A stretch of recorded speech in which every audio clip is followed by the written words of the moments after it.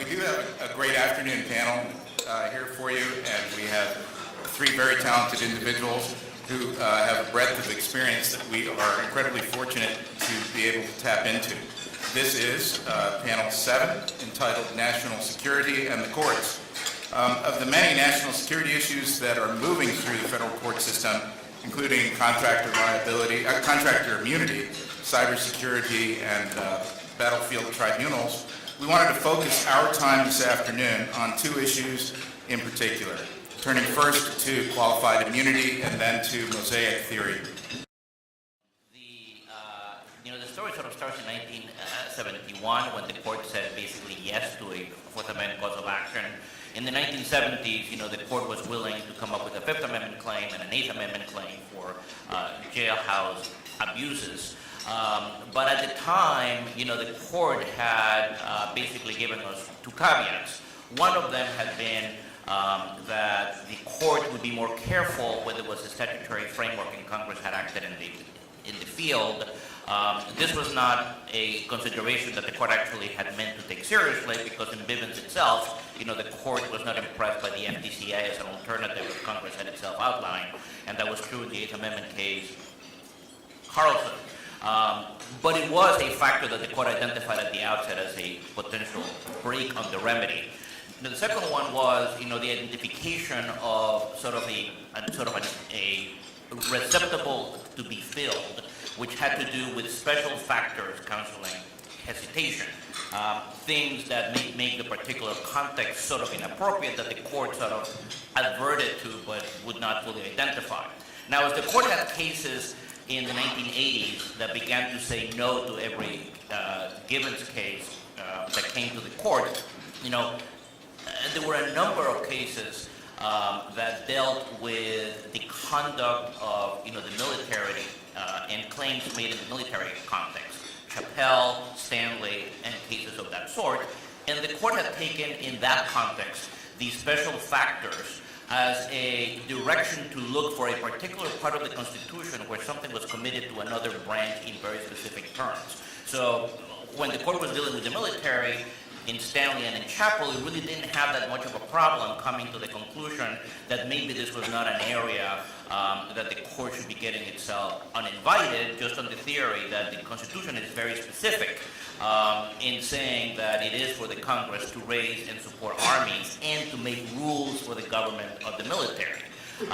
As we went forward into the 80s, that got a little bit more general than that.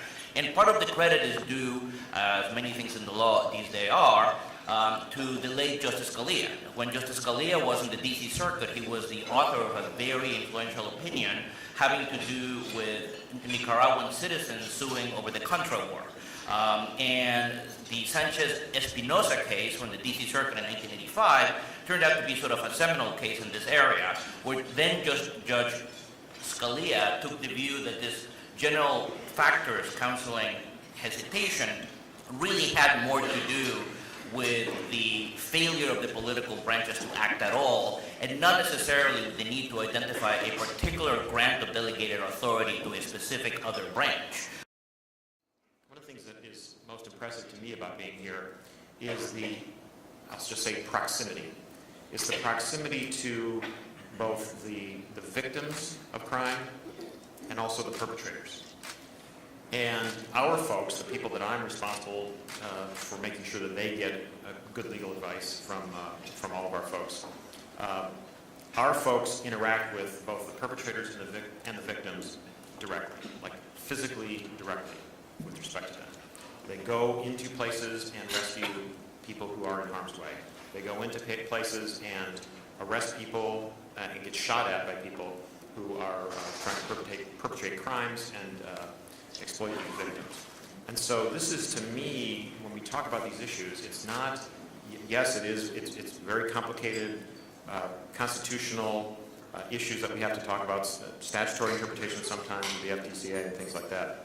But to me, it's very personal in the sense that we need to make sure that we're doing our absolute best as lawyers to give the best possible legal advice to the people who have to go through those doors, and they don't really know what's on the other side of them when they go through them. And so, to the extent That's point number one. Point number two is, of course, we all want, as Americans, accountability in our government. Absolutely. And we want to make sure that government officials are deterred from doing things that are unconstitutional, in violation of our rights. We want to make sure that there's appropriate oversight of government officials at all times. We want to make sure that people who are wronged have an opportunity and an avenue for appropriate redress, I guess I'll just say. But at the same time, you want and need a functioning government. You want and need officials who can go through those doors and who can have a sense of certainty, to the extent that it's possible, that what they're about to do conforms to the law. And so one of the things that I worry about a lot in this area is that the I guess you would say the predilection, the preference sometimes by the folks to bring matters to court in the context of a civil suit against individuals in their individual capacity, that's going to have an impact on how people think. You can try to put it out of your mind, you can try to go about your business anyway, but it becomes very difficult for those folks to sort out exactly what they're supposed to do when the courts are trying to figure this all out and when there's litigation going back and forth. And it's hard for lawyers, I think, it's harder for lawyers to give good, crisp legal advice so that folks can know and have comfort in what they're doing is lawful, and they're not going to be subjected, they and their families are not going to be subjected to lawsuits down the road. And so we need to try to figure out the best way to do this.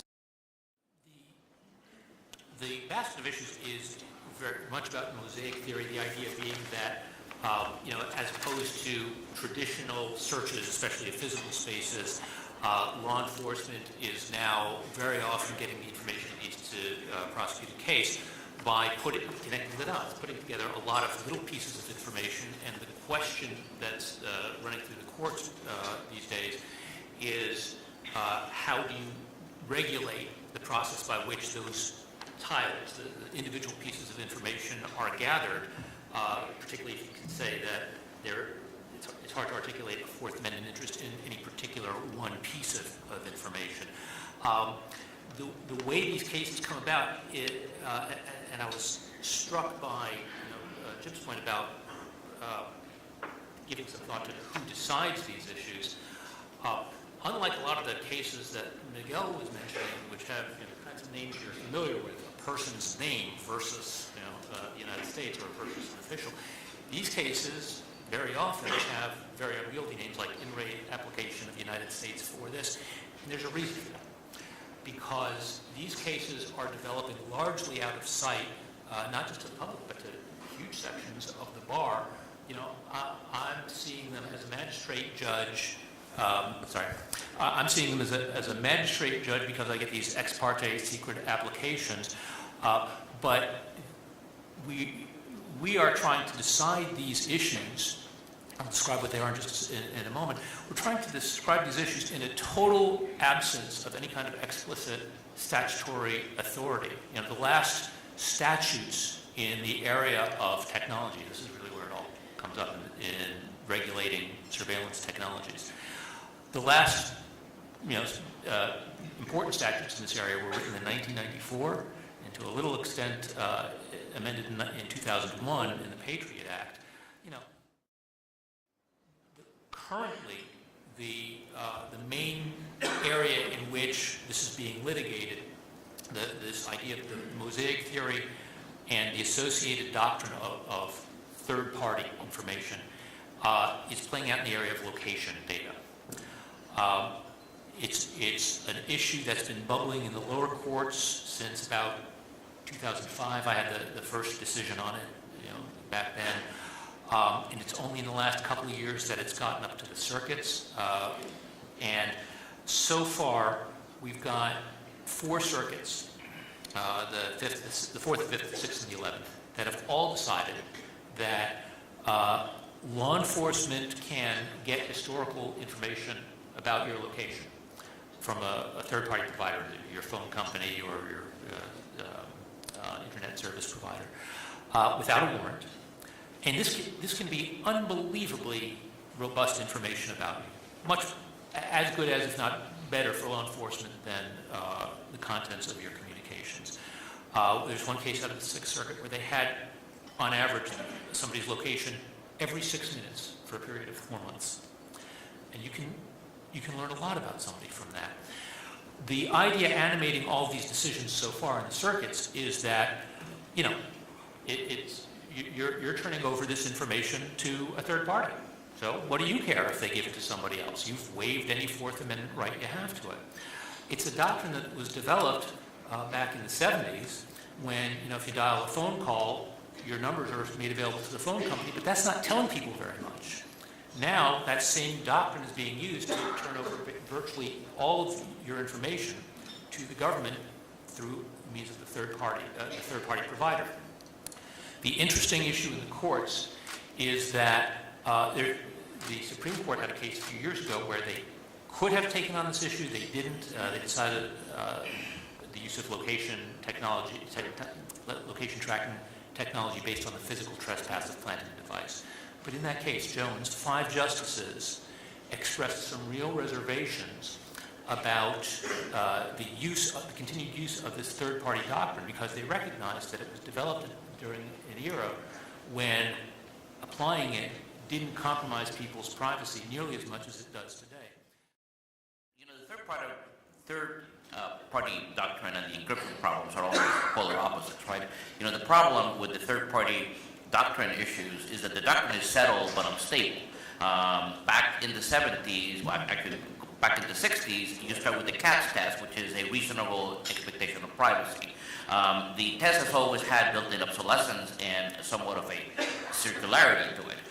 What is it that you reasonably expect, you know, other people to see about your conduct? So over the years, you know, the court has had, well, if people can see you on the street, it's fair for, you know, have technology that sees you on the street. It is fair for the government to fly a fixed-wing plane over your pot-growing yard because commercial airlines do that. So you expose that to, you know, United Airlines, why not to the FDA?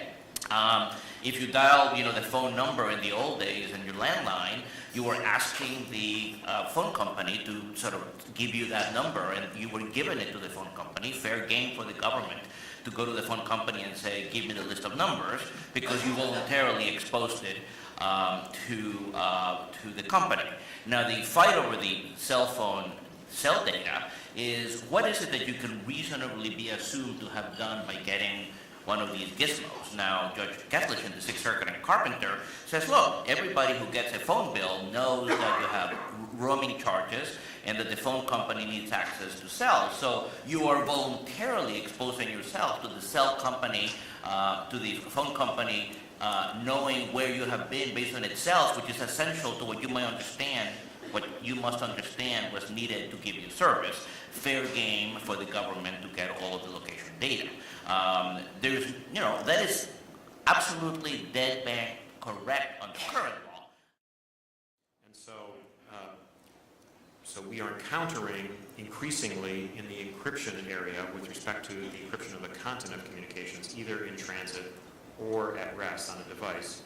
We are encountering excellent end-to-end encryption with respect to communications that are in transit, where the only parties that can read the communication are the communicants. So the company transmitting it cannot see the communications because they're encrypted in that way.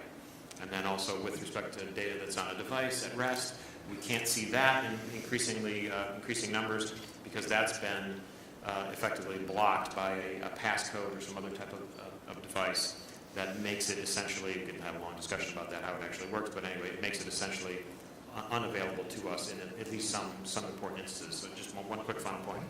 So in the encryption debate, talking about encryption of content, I've heard it many times, well, you really shouldn't worry about that too much. You should just go get access to metadata, even though we have a warrant to get access to the content.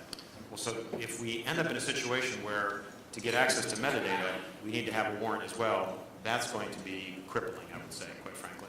So really what we've been trying to say is, at the end of the day, look, the FBI, we're the servants of the American people. We work for you. What tools do you want us to have based on all the different legitimate equities that there are out there, privacy, public safety, cybersecurity, the need for companies to innovate and be competitive in a global environment, free expression, free association, all these range of very important things. The question is really, what do you want us to have? That's what we're asking. We're telling you there's a problem, and there will be a very substantial problem if we have to get warrants for metadata.